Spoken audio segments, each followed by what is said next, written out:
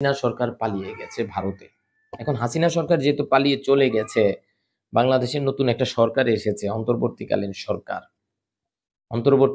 সরকার, interim government যেটা, এটা কিন্তু কেয়ারটেকার গভর্নমেন্ট না।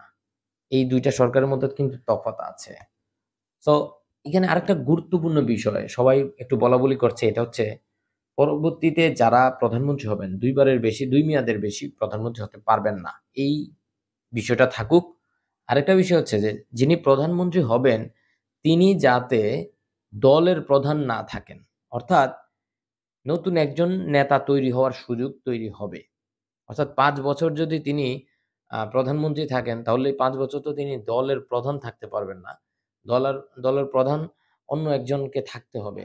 অন্য একজনের আ এখন ঘটনা হচ্ছে যেই দলের প্রধান হোক না কেন, এখন দলের ওই যদি পরিবার কেন্দ্রিক থাকে তাহলে তো ওই সেই ঘুরে ফিরে ওনার ডিসিশনটাই তো দলে চাপিয়ে দেওয়া হবে। এই বিষয়গুলা কিন্তু এখন সিস্টেম চেঞ্জ হয়ে লাভ নাই যদি সবাই চেঞ্জ না হয়।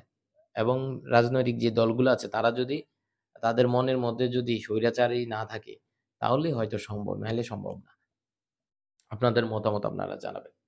তবে এই বিষয়টা করলে অনেক সুবিধা হতে পারে। কিরকম?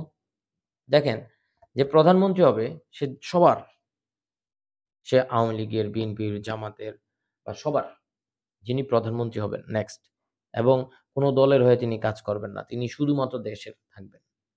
তখন হবে কি, যত নিয়োগ হবে সেই নিয়োগগুলাতে পড়বে। এগুলোর প্রভাব পড়বে।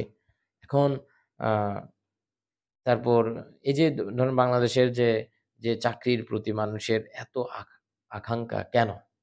এই যে বিসিএস, ঠিক আছে? মানছি যে অনেক পাওয়ারের পাশাপাশি দুর্নীতি এবং যে রাজনৈতিক ছত্রছায়া, এগুলো সব একত্রিত হয়ে একটা দানব তৈরি করছে।